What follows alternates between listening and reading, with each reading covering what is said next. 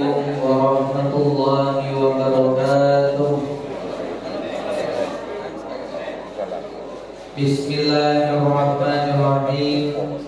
Alhamdulillahi rabbil alamin. Wa bihi nasta'inu ala umurid dunya waddin. Assalatu wassalamu ala asyrafil anbiya'i wal mursalin sayyidina wa maulana Muhammadin wa ala alihi wa sahbihi ajma'in, amma ba'd. Allah ta'ala fil Qur'anil Karim, a'udzu billahi minasy syaithanir rajim. Inna 'iddatash shuhuri 'indallahi 12 syahran fi kitabillah yawma khalaqas samawati wal arda minha arba'atun hurum. Wa qala nabiyyuna Muhammad sallallahu alaihi wasallam, man yuridillahu bihi khairan yufaqihu fid din. Al-hadis atau kama qala nabiyyuna Muhammad sallallahu alaihi wasallam. Bersyukur kepada Allah Subhanahu wa taala dengan mengucapkan alhamdulillah. Pagi yang penuh cerah ini kita semua diberikan nikmat iman, nikmat Islam, sehat sempat. Hingga alhamdulillah kita telah menjalankan perintah Allah salat subuh, mengikuti sunnah baginda Nabi Muhammad sallallahu alaihi wasallam dengan cara berjamaah.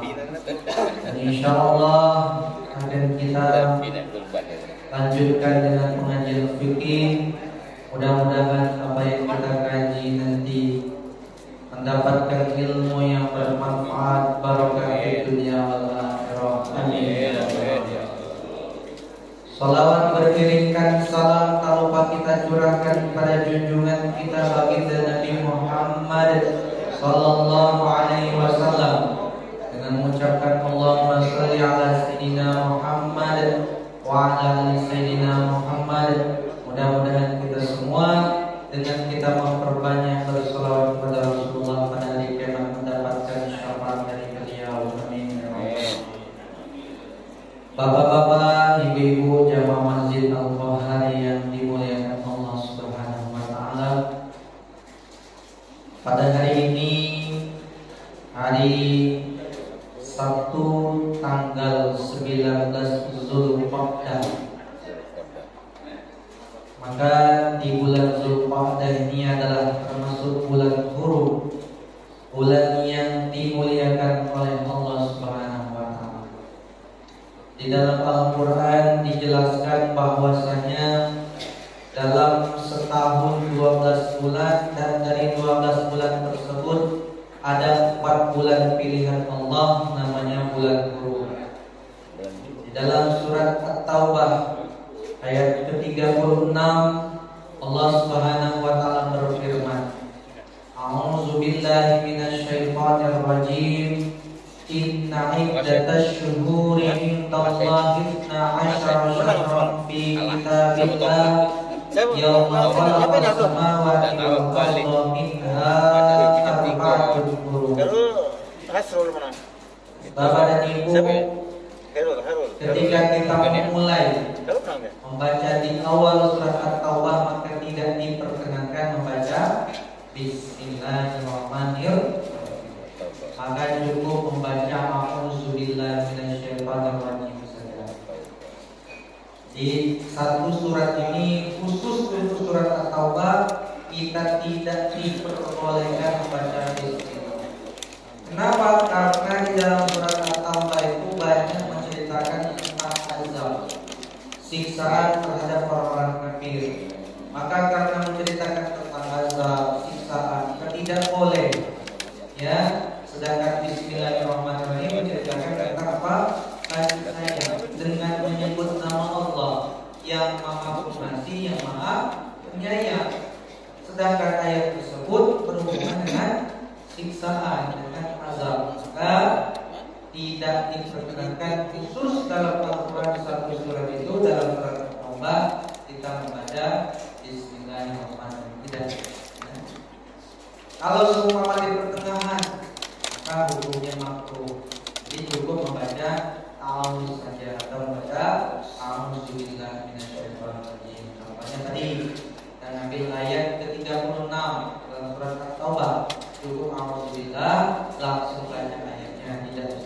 membaca di sepanjang masih kita baca surat At-Taubah, baik mungkin kita ngaji sendiri atau berjamaah, tidak diawali dengan membaca kalau kita baca surat At-Taubah ayat 36, Allah berfirman, A'udzubillahi minasyaitonir rajim. Inna 'iddatash syuhuri 'indallahi 12 syahran fi kitabillah yawma khalaqas samawati wal arda minha arba'atun hurum. Allah dalam surat At-Taubah ayat 36, sesungguhnya bilangan bulan di sisi Allah ada 12 bulan. Pada hari Allah menciptakan langit dan bumi. Dari 12 bulan tersebut ada arba'atun hurum. Arba'atun 4 artinya ya, hurum itu mulia. Nah, jadi ada 4 bulan pilihan Allah yang bulan tersebut, 4 bulan tersebut pahalanya, amal ibadah di bulan tersebut dilipat gandakan oleh Allah. 4 bulan pilihan Allah, 4 bulan yang dimuliakan oleh Allah. Mungkin di antara bapak-bapak dan ibu-ibu ada yang sudah tahu 4 bulan itu, alhamdulillah. Atau mungkin lupa, atau mungkin belum tahu, maka pada saat ini kami sampaikan bahwasanya 4 bulan hurum tersebut, 4 bulan yang dimuliakan oleh Allah Subhanahu wa taala tersebut adalah di dalam hadis Nabi disebutkan salah satu mutawaliyah, 3 yang berturut-turut. Ya. Apa saja 3 yang berturut-turut? Yaitu bulan Dzulqa'dah, bulan sekarang ini. Ini termasuk bulan hurum namanya. Ya. Kemudian setelah bulan Dzulqa'dah, bulan Dzulhijjah. Urutan. Setelah Dzulhijjah bulan Muharram, ya. Dzulqa'dah, Dzulhijjah, Muharram. 3 yang berurutan. 1 terpisah, yaitu di bulan Rajab. Nah, ini 4 bulan ini adalah bulan hurum mulia. Kalau kita muliakan juga dengan amal ibadah, maka amal ibadah kita berlipat ganda pahalanya. Ya, namanya bulan hurum. Makanya orang-orang dulu kan, kalau orang-orang tua kita, nenek moyang kita itu ingatkan jangan berbuat dosa. Ini sudah bulan hurum, ini bulan apa? Bulan Dzulhijjah, ini bulan Muharram, ini bulan Rajab. Kenapa? Karena kalau berbuat dosa juga dosanya berlipat. Ya, enggak. Jadi penting. Kadang-kadang penting dari sekarang kita sampaikan tadi pada anak turunan kita. Nah, ini di bulan Dzulqa'dah ini termasuk bulan hurum. Kalau samanya keluar rumah, jangan terlalu banyak bicarakan keburukan orang lain dan lain sebagainya. Lebih berbanyak amal ibadah. Alhamdulillah hari ini bertepatan dengan tanggal 19 Dzulqa'dah. Bisa berubah menanya, berbeda cara menghitungnya. Mungkin ada yang mungkin ada yang 18, ada yang 17, biasa bedanya. Baik, kemudian nanti setelah bulan Dzulqa'dah, bulan hurum Dzulqa'dah, karena ini juga sudah di penghujung, kurang lebih sekitar 11 hari lagi. Nah, kita akan memasuki bulan Dzulhijjah, bulan hurum yang kedua. Nah, untuk bulan hurum yang kedua, bulan Dzulhijjah ini punya keistimewaan, terutama keistimewaan di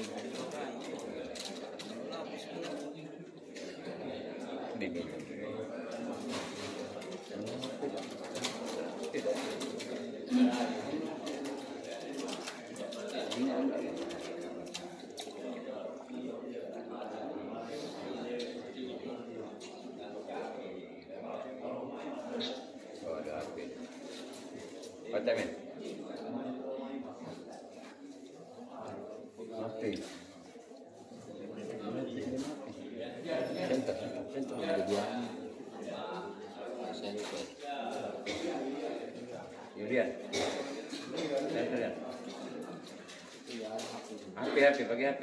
Ya. Biar terang. Enterin.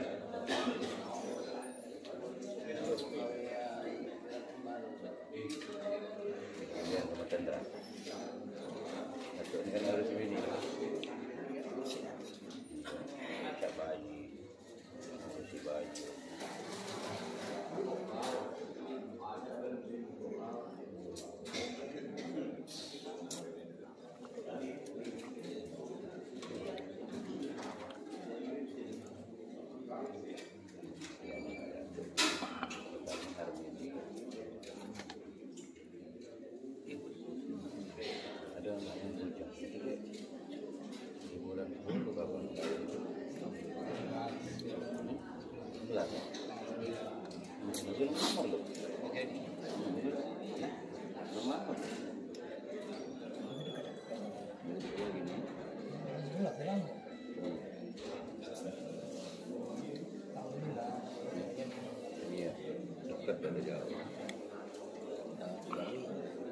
Itu yang counter barisan buku di blok N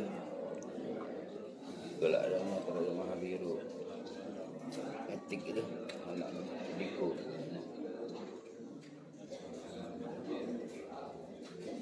yang gede belum punya anak apa nih yang baru sirik sekali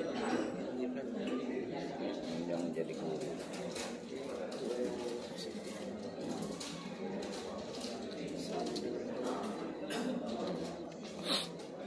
lakinya jauh anjing ini kami ada rumah di depan baik punya penting dua lakinya anak bini ada yang orang kena ke Bali di Bali gitu nak ke sawah Surabaya antar ke Rantang karena masih jauh di kami antar ke Rantang diri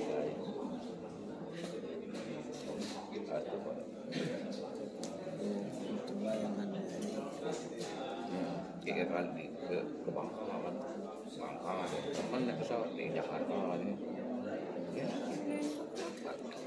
duit banyak nah apa ini ini lah tuh punya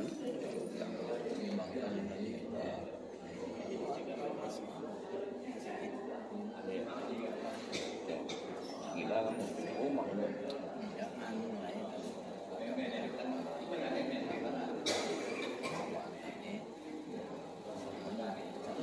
Doanya di sana mbak, desan sana. Desan dari ke sana. Pesawat.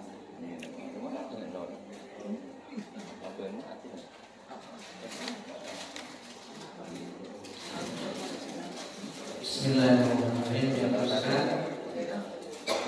Untuk bulan kurung di bulan Zulhijjah, pokoknya keistimewaan terutama 10 hari yang pertama.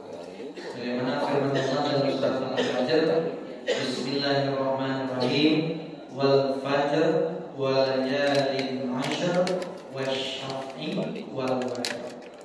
Demi fajar, demi waktu subuh dan malam-malam yang 10. Malam-malam yang 10 ini adalah malam 10 di bulan Zulhijjah. Ya, wasyaf'i wal watr. Baik yang genapnya maupun yang ganjilnya semuanya dalam malam-malam 10 ini punya keistimewaan.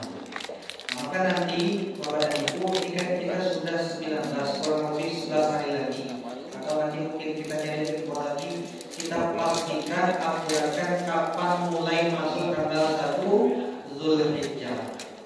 Ketika sudah memasuki tanggal 1 Zulhijjah, bagi Bapak dan Ibu yang mau menunaikan ibadah kurban, sudah ada niatan, walaupun mungkin belum beli kambingnya ataupun sapinya belum diantar, belum beli, tapi sudah ada niatan memang tahun ini mau kurban. Maka nanti dari tanggal 1 Zulhijjah sampai dengan pemotongan hewan kurban, sunnah untuk tidak memotong kuku dan sunnah untuk tidak memotong rambut. Bukan wajib, tapi hukumnya apa?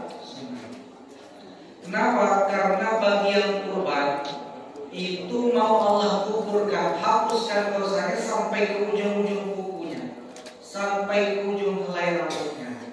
Makanya kita disunahkan siapa yang mau berkorban, ingat-ingat, siapa yang mau berkorban mulai tanggal 1 Zulhijjah nanti sampai dengan pemotongan hewan kurban, jangan potong kuku dan jangan potong rambut. Dan bagi bapak dan ibu yang ingin puasa sunnah dimulai dari tanggal 1, silakan sampai tanggal 1 Zulhijjah. Kenapa? Karena bulan burung, bulan yang mulia, ya. Gak ada dasarnya, ada dasarnya, hadis umum, ya. Jadi kita mau puasa, misalnya bapak dan ibu mengawali bulan Zulhijjah mau puasa. Bahkan ada orang yang mau puasa selama 9 hari misalnya di bulan Zulhijjah, bagus. Dari tanggal 1 sampai tanggal 7 niatnya puasa Indonesia, saya niat puasa sunnah di bulan Zulhijjah. Itu saja niatnya. Daripada tanggal 1, tanggal 2, tanggal 3 sampai tanggal 7 niatnya saya niat puasa sunnah di bulan Zulhijjah. Dapat. Kalau bertepatan dengan hari Senin, bertepatan dengan hari Kamis, tidak niatnya. Saya niat puasa sunnah di bulan Zulhijjah dan puasa sunnah di hari Senin atau puasa sunnah di hari Kamis, dua-duanya dapat, ya. Boleh gitu. Nah nanti pada tanggal 8 Zulhijjah, nah itu kita niatkan tarwiyah. Saya niat puasa sunnah tarwiyah. Kemudian puncaknya puasa tanggal 9 Zulhijjah, namanya puasa Arafah. Itu jangan niat. Jadi kalau sumpah nggak puasa dari tanggal 1 sampai tanggal 9, paling minimal Pak Ibu puasa 2 hari, puasa tanggal 8 dan puasa tanggal 9. Ya. Kalaupun nggak puasa tanggal 8, minimal puasa tanggal 9 sehari gitu. Untuk tanggal 9 itu punya keistimewaan. Hadisnya sahih, yukafirus sanatal madiyah wal baqiyah, menghapuskan dosa setahun yang lalu dan dosa tahun depan. Jadi rugi kalau nggak puasa. Makanya mulai nanti dicatat, diingat-ingat kapan tanggal 1 Zulhijjah nanti, tanggal 9-nya dibuleti di kalender, diingatkan puasa Arafah, menghapuskan dosa tahun lalu, menghapuskan dosa tahun. Jangan kita ini beranggapan, oh ya mana ke tahun depan berbuat dosa maksiat bebas atau puasa bukan, ya. Tetap tak boleh, ya. Maknanya kata Ustaz Hidayat itu tahun depan itu kita dimudahkan untuk amal ibadah, untuk taat. Kalaupun kita ini berbuat dosa, Allah berikan kemudahan untuk bertaubat, istighfar, berkah puasa di hari Arafah, ya. Jadi kita puasa Arafah. Nah nanti pada tanggal 10 Zulhijjah, ya, itu adalah hari raya Nahar atau hari raya Kurban, tanggal 10-nya. Maka pada saat itu sebelum kita menunaikan sholat Idul Adha, hendaklah kita dimulai dari fajar, dari subuh, menahan dari makan, dari minum, ya. Jadi seperti puasa dulu, imsak. Jangan makan, jangan minum. Lain dengan Idul Fitri. Kalau Idul Fitri kan sebelum berangkat sholat Idul Fitri, makan dulu, minum dulu, walaupun dikit, ya. Kenapa? Membedakan kalau Idul Fitri ini hari Lebaran, ini sudah bukan apa puasa lagi. Maka dari pagi pun sebelum berangkat sunnah makan dan minum, walaupun sekedar minum. Nah untuk Idul Adha kebalikannya. Sebelum berangkat sholat Idul Adha jangan makan dulu, jangan minum dulu. Tapi ingat, jangan sampaikan wajib, itu hukumnya sunnah. Kalau kehausan, misalnya nggak kehausan, misalnya habis ratuan habis jalan-jalan kan, minumnya tidak apa-apa, misalnya maka kelaparan boleh, karena tadi menahannya hukumnya sunnah.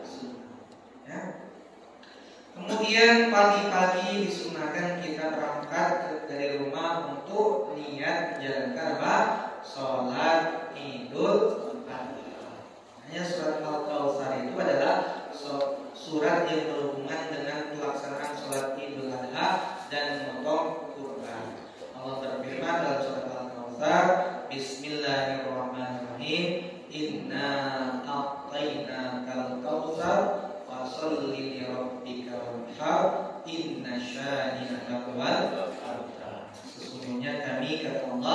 telah memberikan kepadamu Muhammad nikmat yang banyak. Al-Kautsar. Fasholli li rabbika, maka sholatlah untuk Tuhanmu. Sholat di sini adalah sholat Idul Adha. Wanhar, dan setelah sholat tunaikanlah ibadah kurban, menyembelih hewan kurban. Inna syani'aka huwal abtar, sesungguhnya orang yang membencimu dialah orang yang putus. Nah, sunnah ini sebelum kita berangkat sholat Idul Adha, sebelum berangkat sholat Idul Fitri, jalan berangkat ke masjid dan jalan pulangnya jalan yang berbeda, itu sunnahnya.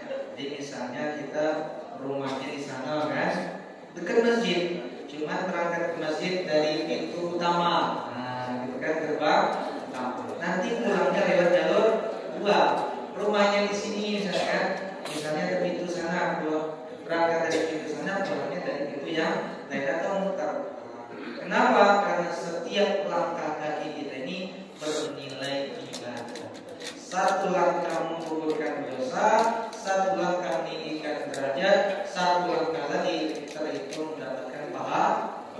Makanya sahabat Nabi itu saking ngertinya pahala berangkat ke masjid itu sengaja diperpendeknya Pak Ibu. Ya, bukan berarti mereka itu jalannya lambat, tapi memang sengaja melambatkan jalan. Nah, diperkecil jalan. Kenapa? Karena tahu keutamaan apa? Melangkahkan kaki ke masjid. Dan ini khusus bagi yang jalan kaki, bukan untuk yang roda 2, yang roda 4. Kati ampunan motornya, apa boleh dosa motor ya, dosa mobil. Nah, insya Allah mudah-mudahan nanti tidak dihisap, mudah-mudahan ya. Motor atau mobil yang biasa digunakan untuk apa? Untuk sarana ibadah. Jadi utamanya itu jalan kaki ya, masjid kalau memang dekat. Dan kalau telah tua kan belum aja dari masjid, jangan paksakan. Sakit kakinya jadi gabi kan. Jadi yang masih muda, rumahnya dekat dengan masjid, sholat Jumat, sholat Idul Fitri, sholat Idul Adha, sunnahnya jalan kaki. Jalan berangkat dengan jalan pulang jalan yang berbeda. Ketemu sama kawan di sana, perasaan rumah kamu di sana ketemu dan saya kasih kepala sejalan ya. Semakin banyak jalan belakangnya itu semakin besar ya. Tambah jauh. Kemudian untuk sholat Idul Adha ini sunnahnya agak pagi ya. Yang penting sudah waktu isyraq sudah masuk ya, jangan waktu isyraqnya. Misalnya mungkin jam 7:04 atau mungkin misalnya kalau jamaah kumpul 6:30 misalnya kan, atau jam 7, jangan terlalu siang jam 9, 10 misalnya kan. Jadi kalau pagi, kenapa? Karena mau melaksanakan pemotongan hewan ya pagi ya. Misalnya katakanlah sambil nunggu jamaah ditetapkan oleh pengurus masjid jam 7:15 kita sudah melaksanakan sholat Idul Adha, karena setelah sholat mau melaksanakan pemotongan hewan kurban. Takutnya nanti karena terlalu siang, panjang juga mungkin kutipnya, ini apa? Kesorean, pagi kan takut kemalaman, makanya apa? Dilaksanakan waktunya agak. Nah, kemudian Bapak dan Ibu, setelah melaksanakan sholat Idul Adha, amalan yang paling dicintai oleh Allah pada tanggal 10 Dzulhijjah adalah iraqatud dam, mengalirkan darah. Apa itu? Memotong hewan kurban. Maka bagi Bapak dan Ibu yang mungkin belum daftar atau mungkin ada yang belum niat tahun ini, niatkanlah kurban. Yang penting niat dulu. Kalau ada keniatan, insya Allah nanti apa? Allah mudahkan. Ya, niat tahun ini mau apa? Kurban. Ya. Dan jangan kita beranggapan Bapak dan Ibu kurban itu seumur hidup sekali. Betulan ada kawan kita nih misalnya kelompok 5 yang kurban sapi baru 6 orang misalnya kan, satu orang ini kita ngajak misalnya kan, ada yang kira-kira kawan yang mampu. Kata kawan tadi, alhamdulillah aku dulu pernah kurban 30 tahun yang lalu. Dikiranya apa? Kurban itu seumur hidup sekali. Padahal kurban ini sunnahnya setiap tahun sekali bagi yang mampu.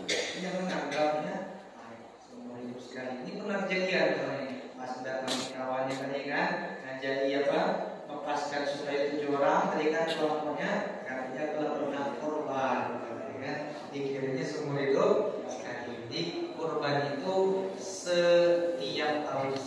bagi yang mau. Kalau belum mampu tahun ini, tahun depan ya. Nah, di dalam kitab fikih dijelaskan apa itu kurban. Kalau bahasa Arabnya itu namanya udhiyah. Ya. Udhiyah itu diambil dari kata duha. Duha itu apa? Waktu pagi. Makanya kenapa? Karena pemotongannya di waktu duha. Ya. Udhiyah adalah ismun lima yudlahu minan na'ami yawma idin nahri wa hiya min tasyriki taqarruban ilallahi ta'ala. Ya.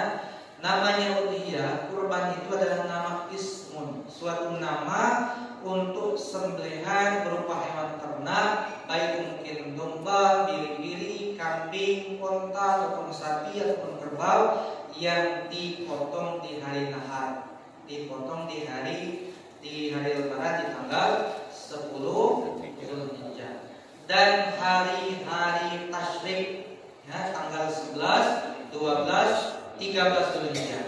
Tujuannya bukan untuk yang lain-lain tapi taqarruban minallah, mendekatkan diri kepada Allah. Jadi waktu pemotongan hewan kurban Pak Ibu itu 4 hari. Cuman biasanya masjid panitia itu memotong itu dihabiskan di hari pertama atau di hari lebaran. Jadi kalau seumpama misalnya Bapak dan Ibu tidak menyerahkan ke panitia, asalkan waktu 4 hari ini ya masih dinamakan kurban, walaupun motongnya di malam ke-11. Motongan malam ada masalah, tetap namanya kurban. Motongnya tanggal malam ke-12 Zulhijjah, motongnya malam ke-13, malamnya siangnya namanya kurban. Ya. Jangan sampai ya, karena misalnya sapinya, kambingnya lihat diantar misalnya sehari dari sebelum lebaran masih puasa Arafah gitu kan, kemudian pas malam-malam kambingnya ngembik-ngembik terus kan sebelum subuh, terganggu tidur, lah dipotong sebelum subuh, belum kurban namanya itu karena belum masuk waktu. Jadi mulai masuk waktu itu setelah pelaksanaan Idul Adha, salat Idnya itu sampai terakhir hari tasyrik sampai sebelum maghrib, ini 4 hari. Siap tahu mungkin di antara para jamaah tahun ini mau kurban, cuman uangnya duitnya belum cukup, misalnya kan harga kambing misalnya 3 juta, baru tertabung ada 2,5 juta, kurang. Pas hari lebaran tanggal 10 belum juga cukup. Nah pas hari tasyrik tanggal 11, 12, 13 baru cukup, alhamdulillah dapat rezeki. Min haitsu la yahtasibnya, karena niatnya memang sungguh-sungguh Allah cukupkan. Beli kambing, dapat kambing misalkan dipotong ya karena panitia kan terima lagi, dipotong misalnya di rumah ada kawan niatkan kurban, jadinya kurban. Nah, kenapa? Karena masih waktu pemotongan hewan kurban 4 hari. Dimulai dari setelah sholat Id tanggal 10, tanggal 11, tanggal 12 dengan tanggal 13. 4 hari ini pemotongan hewan. Makanya Bapak dan Ibu, kita ini tidak boleh puasa pas hari tasyrik. Kenapa tidak boleh puasa hari tasyrik? Tasyrik itu adalah kalau zaman dulu daging-daging unta, daging kambing, daging domba itu dipotong-potong, kemudian setelah dipotong ditusuk pakai apa namanya seperti tusukan sate gitu, kemudian dijemur. Nah, itu mengawetkan, namanya apa? Tasyrik, atau dipanaskan matahari. Itu asal muasal dari kata apa? Tasyrik ya. Disusun ya seperti kita sate gitu kan, kemudian dipanaskan, kemudian disimpan. Ini kalau kita malah puasa di hari tasyrik tanggal 11, 12 daging banyak malah puasa mubazir, tidak makan, makanya nggak boleh puasa ya. Cuman kalau zaman sekarang ini lain, bukan dijemur tapi dimasukkan ke dalam kulkas, masuk dalam freezer. Macam-macam nilai lain. Ada kalau anak lebaran haji itu sibuk daftar untuk kurban. Ada lagi sibuk ganti kulkas. Nah, ya, beli freezer yang baru lebih besar lagi. Ada lain. Nah, untuk nyimpan lagi kurban. Jadi yang baik itu daftar kurban, bukan ganti kulkas. Ya, ini ganti kulkas tapi dan kurban. Mengharapkan yang apa? Dapatkan daging kurban. Kalau tidak dapat dari masjid sana dimarahi masjid sana, kurban masjid. Tahu kemarin aku dapatkan, tahun ini tidak dapat kan? Apalagi beli kulkas baru, jangan malah beli kulkas tapi apa? Niatkan kurban. Dan jangan menganggap kepada ibu daging kurban itu harus dihabiskan di hari hari bulan apa namanya bulan haji itu lah jadi masalah karena misalnya disimpan di freezer misalnya kan simpan di kulkas didinginkan baru dimasak setengah tahun lagi masih halal itu boleh ya jadi nggak ada kewajiban harus dihabiskan ini masih bulan haji jangan lagi dimakan di bulan Muharram aman tetap loh misalnya pas ada tamu ada keluarga baru dimasak boleh. Baik, sampai di sini mungkin ada pertanyaan dari para jamaah dan ibu berhubungan dengan bulan Rum ataupun tentang kurban. Sebelum kita teruskan, silakan ada pertanyaan. Boleh.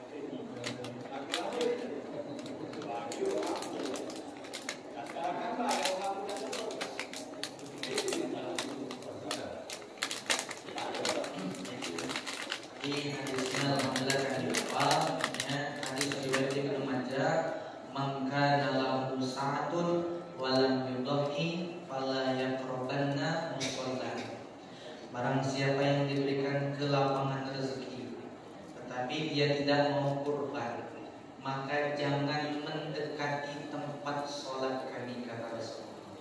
Ya? Kenapa? Rezeki ada, rumah bagus, mobil mewah, motor BJJ, ya? Kemudian apa? Istrinya cantik, kedua kayak tapi giliran waktu kurban mereka daftar mau kurban, itu namanya orang yang pelit, bakhil, ya. Nah, maka dalam hadis itu dijelaskan yang prinsip, orang yang dermawan, ahli sedekah itu dekat dengan Allah, dekat dengan surga, dekat dengan para nabi, dekat dengan manusia, jauh dari neraka.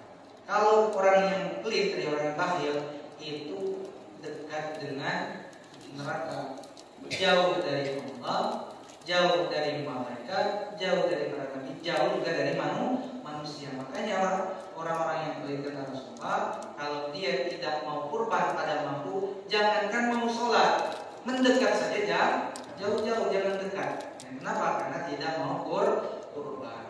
Bagi yang mampu, ya, dia ada rezeki tahun itu mampu, ya, sisa-sisa misalnya apa uangnya, tapi tidak mau kurban, ya, ini apa adalah menunaikan ibadah kurban.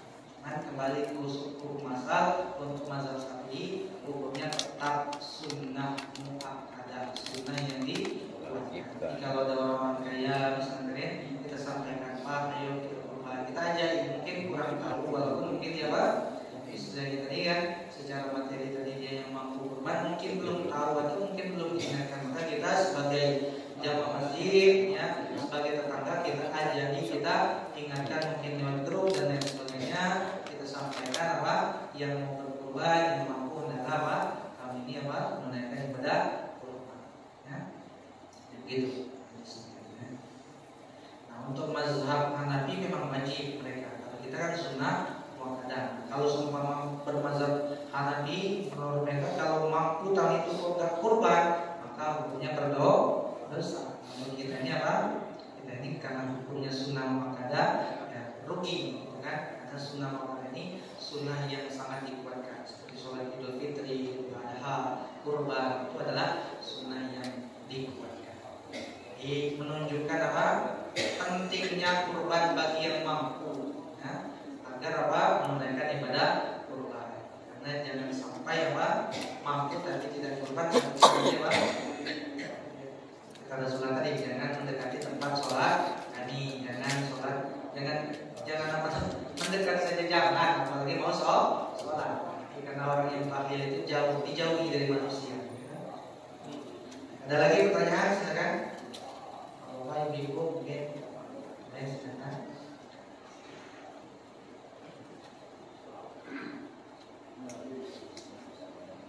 Kalau tidak ada kita teruskan. Nah sekarang syaratnya hewan yang digunakan untuk kurban pada ibu ini harus memenuhi syaratnya.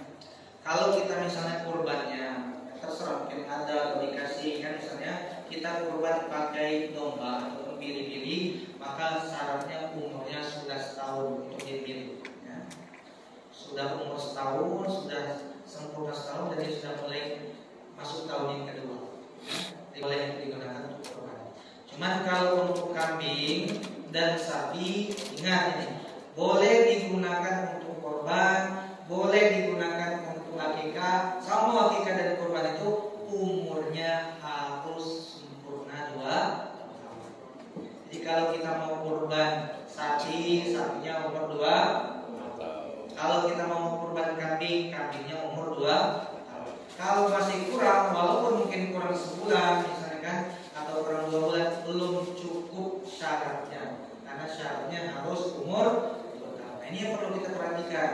Ya, misalnya kita punya kelompok kurban sapi, misalnya kan perwakilan ada yang beli 1 orang, tanya inilah sapinya lah 2 tahun atau belum, nanti ketahuan Pak, berarti boleh. Cuman karena ini baru 1,5 tahun, walaupun badannya besar sapinya tadi belum boleh karena belum cukup.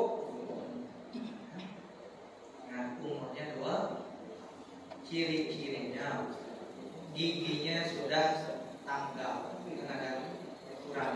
Kemudian biasanya sudah muncul apa? Tandanya. Ya, nah, biasanya yang biasa melihara kambing, apa?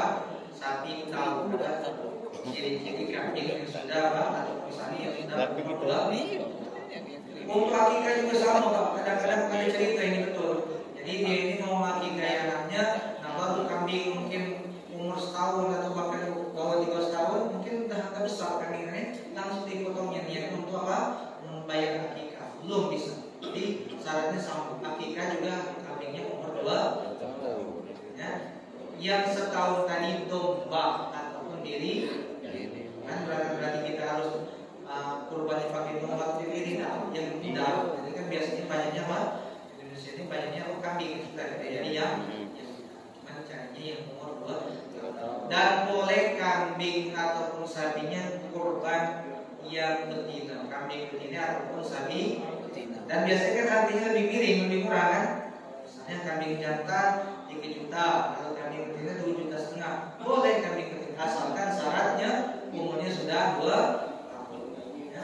Sapi, misalnya kan sapi jantan 20, misalnya kan, kemudian sapi betina 18. Boleh kita beli sapi betina. Yang penting umurnya 2 tahun. Nah ini Pak Ustaz, kambingnya jantan. Cuman kalau jalan pakai melil-melilnya itu kan, jangan betina itu kan, apa itu? Bencong, wanci. Boleh juga Pak, silakan. Yang betina boleh ya. Yang penting syaratnya 2.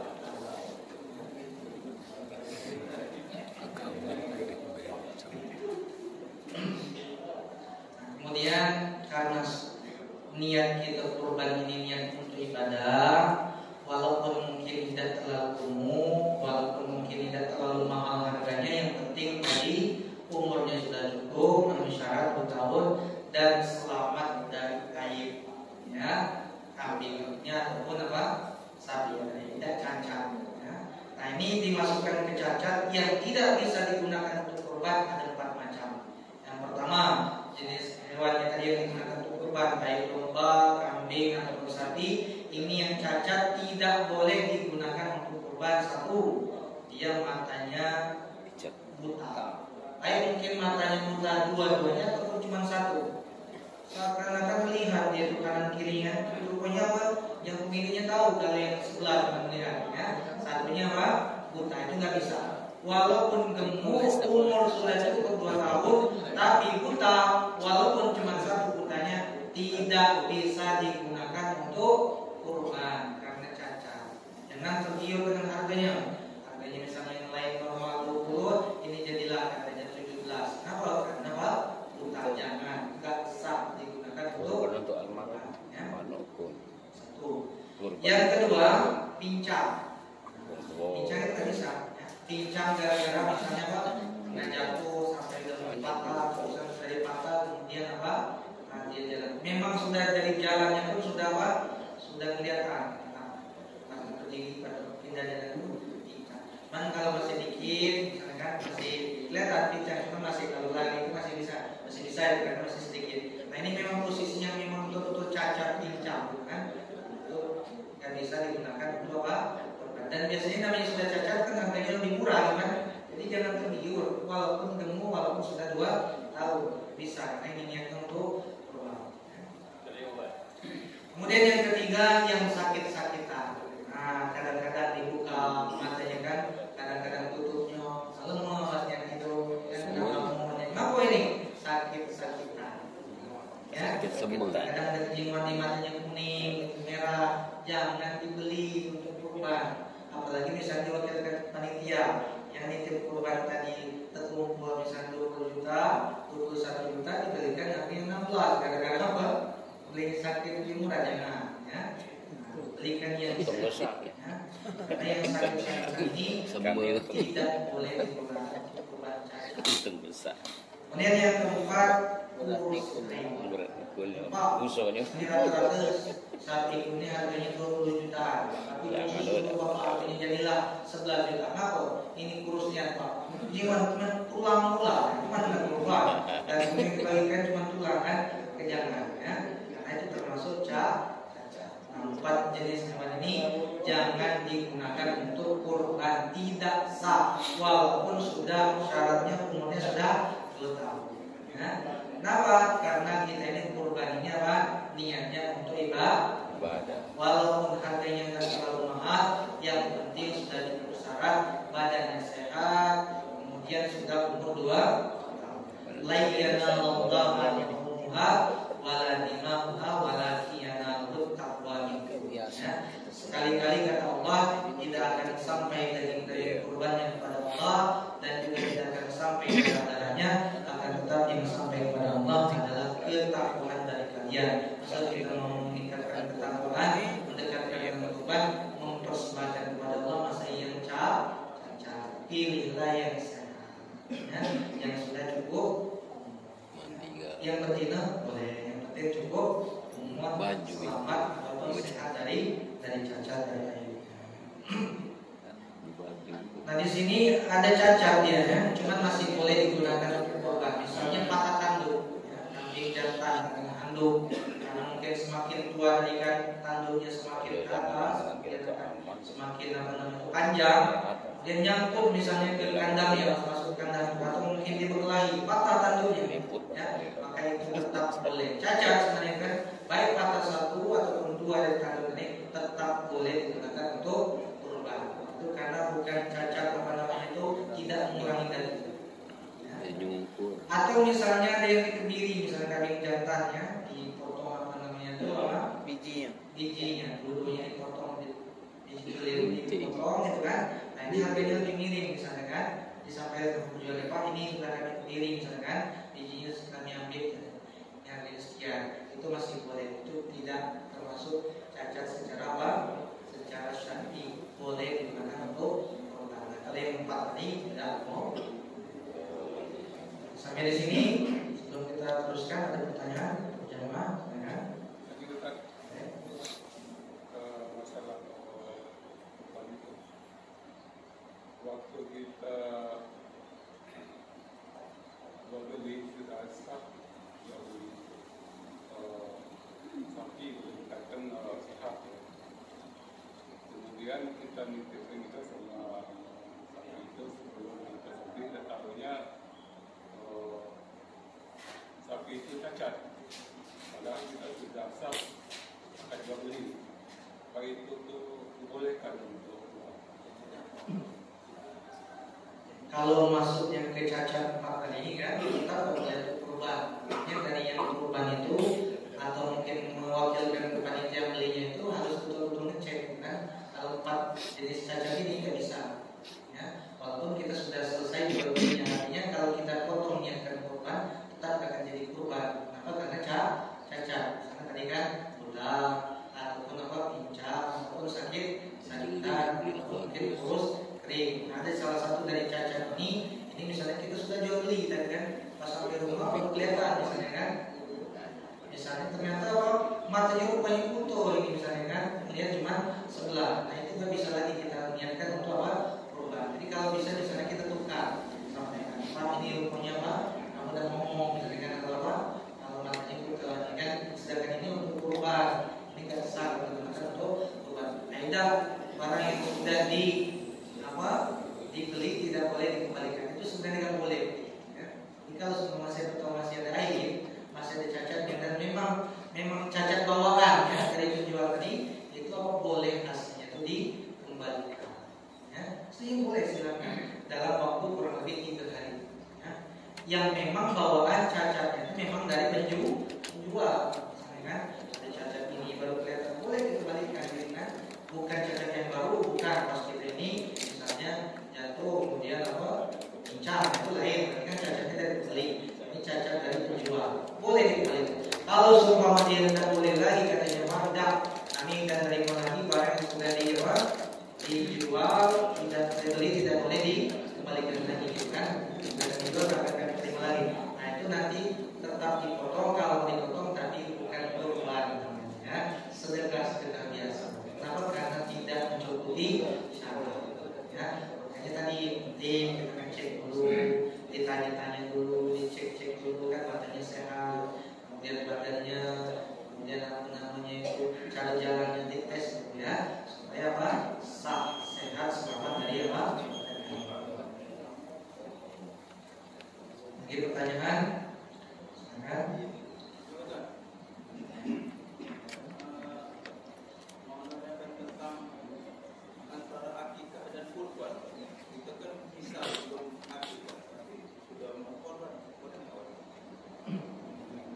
Pertanyaannya kita mau kurban tapi belum diakikah.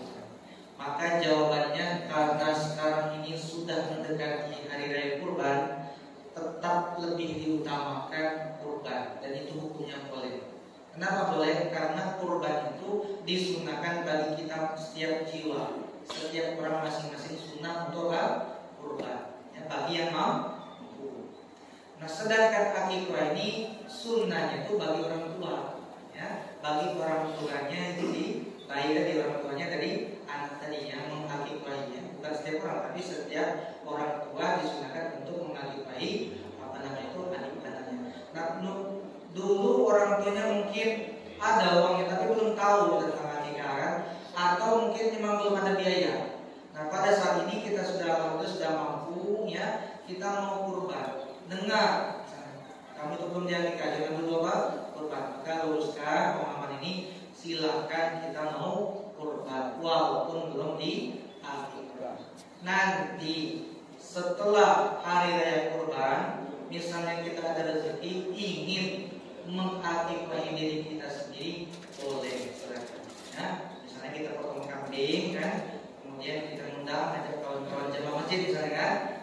Ibu juga ngajak ke rumah, acara apa? Syukuran. Nah, sebenarnya apa?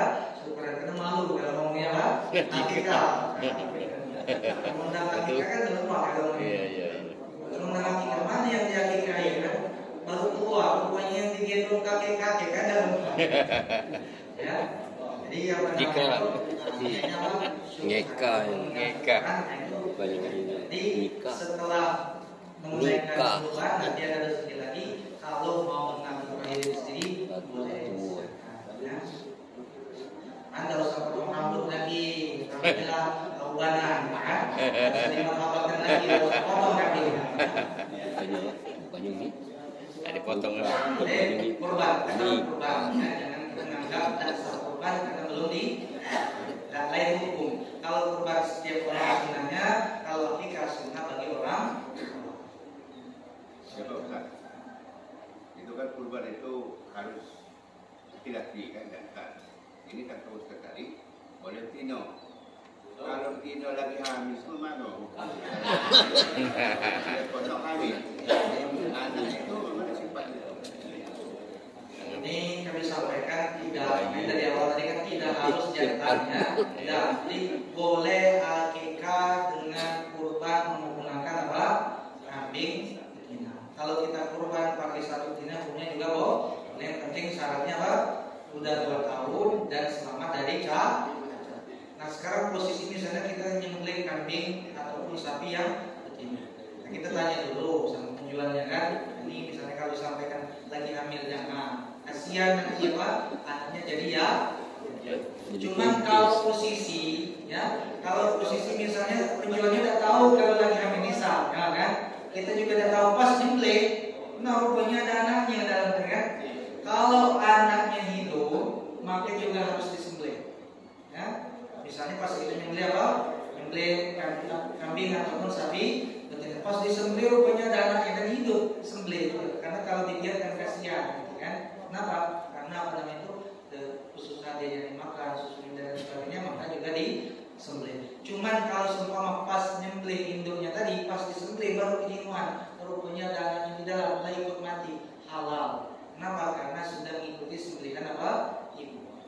Ya, jadi kalau semua terjadi, cuman jangan sengaja kurban akikah dengan yang kambing ataupun misalnya kurban sapi yang betina yang dalam keadaan apa? Kalau udah hamil boleh, cuman kalau dalam keadaan jangan, ya. Kasihan ke anaknya, ya. Jadi anaknya yatim, ya. Merindukan sama walaupun hewan Pak, tetap dia apa? Sedih, nggak punya apa? Nggak punya makanya diajukan jangan. Ya. Cuman ini posisi belum tahu kita pas nyembelih ada anaknya, hidup sembelih langsung segera disembelih. Pas nyembelih rupanya ada anaknya mati, halal. Kenapa mengikuti sembelihan dari lagi pertanyaan sekarang? Kurban. Dan juga hukuman. Sapi masih hamil. Bismillahirrahmanirrahim. Alhamdulillahirabbil alamin.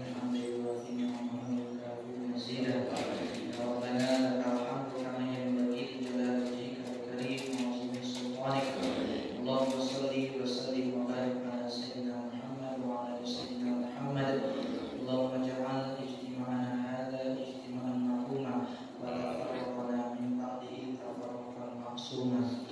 Ya Allah, ampunilah dosa-dosa kami, ya Allah, dosa kedua orang tua kami, dosa guru kami, dan dosa seluruh kaum muslimin dan muslimat. Ya Allah, berikanlah kemudahan, kelancaran saudara-saudara kami, keluarga kami yang menunaikan ibadah haji dari umrah, ya Allah. Amin. Berikanlah kesehatan, selamat sampai pulang nanti, menjadi haji dan haji yang mabrur dan mabrur, ya Allah. Ya Allah, ya Rahman Rahim, anugerahkan rezeki pada kami, mudahkanlah untuk menunaikan ibadah haji dan umrah, dan mudahkanlah kepada kami untuk menunaikan ibadah kurban, ya Allah, ya Rahman Rahim. Rabbi yassir wa la tu'assir wa tamim bil khair. Rabbana atina fid dunya hasanah wa fil akhirati hasanah wa qina azabannar. Subhana rabbika rabbil izzati amma yasifun wa salamun alal mursalin.